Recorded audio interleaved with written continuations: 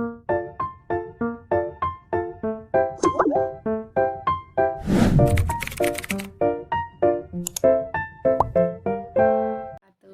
ini kembali lagi bersama saya Ervanovita Rahma. Saya akan menyampaikan tentang konsep dasar pendidikan tinggi dan perguruan tinggi. Pokok pembahasan di bab 6 ini yang pertama konsep dasar pendidikan tinggi dan perguruan tinggi. Yang kedua, manajemen perguruan tinggi. Yang ketiga, perguruan tinggi dan tantangan globalisasi. Yang keempat, penyelenggaraan pendidikan tinggi. Dan yang kelima, dimensi makna perguruan tinggi. Selanjutnya, konsep dasar pendidikan tinggi dan perguruan tinggi. Menurut Indrajit dan Joko Pranoto, istilah pendidikan tinggi dan perguruan tinggi sering saling dipertukarkan dengan anggapan mempunyai arti sama, sedangkan sebenarnya mempunyai arti yang berlainan. Pendidikan tinggi adalah pendidikan pada jalur pendidikan sekolah pada jenjang yang lebih tinggi daripada pendidikan menengah di jalur pendidikan sekolah. Yang pertama, konsep pendidikan tinggi. Menurut Peraturan Pemerintah RI Nomor 60 Tahun 1999 tentang pendidikan tinggi, tujuan pendidikan tinggi adalah menyiapkan peserta didik menjadi anggota masyarakat yang memiliki kemampuan akademik atau profesional yang dapat menerapkan, mengembangkan, atau memperkaya khasanah ilmu pengetahuan, teknologi, dan kesenian. Yang kedua, mengembangkan dan menyebarluaskan ilmu pengetahuan, teknologi, atau kesenian serta mengupayakan penggunaannya untuk meningkatkan taraf kehidupan masyarakat dan memperkaya kebudayaan nasional. Yang kedua, konsep perguruan tinggi. Perguruan tinggi menyelenggarakan pendidikan tinggi atau pembelajaran, penelitian, serta pengabdian kepada masyarakat. Pendidikan tinggi merupakan kegiatan dalam upaya menghasilkan manusia terdidik seperti kriteria yang sudah disebutkan di atas. Penelitian merupakan kegiatan telaah taat kaidah dalam upaya menentukan kebenaran atau menyelesaikan masalah dalam ilmu pengetahuan, teknologi, atau kesenian.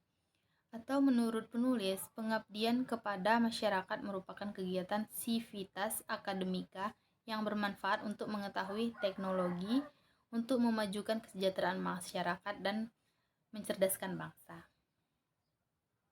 Menurut Indrajit dan Joko Pranoto, ada beberapa aplikasi fungsi manajemen umum dalam manajemen perguruan tinggi, yaitu yang pertama perencanaan program kerja, termasuk perencanaan anggaran, bukan berupa hal-hal baru bagi perguruan tinggi, baik perencanaan 5 tahunan maupun perencanaan tahunan.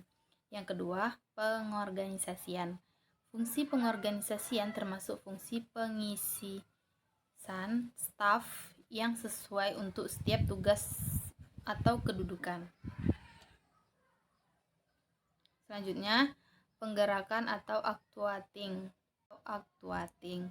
adalah tugas menggerakkan seluruh manusia yang bekerja dalam suatu perguruan tinggi agar masing-masing bekerja sesuai yang telah ditugaskan dan semangat dan kemampuan maksimal. Dan pengawasan adalah fungsi terakhir manajemen, namun bukan berarti yang paling kurang penting. Dimensi makna perguruan tinggi. Yang pertama, dimensi etis. Universitas dikenal sebagai pusat kreativitas dan pusat penyebaran ilmu pengetahuan, bukan demi kreativitas sendiri tetapi demi kesejahteraan umat manusia. Yang kedua, dimensi keilmuan. Dimensi perguruan tinggi adalah dunia ilmu pengetahuan. Tujuan utama pendidikan tinggi adalah mengembangkan dan menyebarkan ilmu pengetahuan, teknologi, dan kebudayaan dengan proses belajar mengajar, penelitian, dan pengabdian kepada masyarakat. Yang ketiga, dimensi pendidikan. Di dalam proses pembelajaran, mahasiswa diusahakan menjadi orang yang mau belajar terus-menerus. Proses pembelajaran umumnya bersifat formal. Yang keempat, dimensi sosial. Penemuan ilmiah dan penemuan teknologi telah menciptakan pertumbuhan ekonomi dan industri yang sangat besar. Yang kelima, dimensi korporasi. Perguruan tinggi memberikan jasa kepada masyarakat berupa pendidikan tinggi dalam bentuk proses belajar mengajar dan penelitian. Yang diajarkan dalam dan diteliti adalah ilmu pengetahuan. Selanjutnya, perguruan tinggi dan tantangan globalisasi. Menurut Atkinson, globalisasi bagi perguruan tinggi pun merupakan kekuatan yang mengubah perguruan tinggi dari suatu instansi yang memonopoli ilmu pengetahuan menjadi suatu lembaga dari antara sekian jenis organisasi yang menyediakan informasi, dan dari suatu institusi yang selalu dibatasi oleh waktu dan geografi menjadi suatu lembaga tanpa batasan. Dengan demikian, perguruan tinggi ada dampak yang perlu diantisipasi dan tantangan yang perlu dihadapi, yaitu tantangan pada pengelolaan, tantangan pada proses belajar mengajar, dan tantangan pada pendidikan nilai. Terima kasih. Wassalamualaikum warahmatullahi wabarakatuh.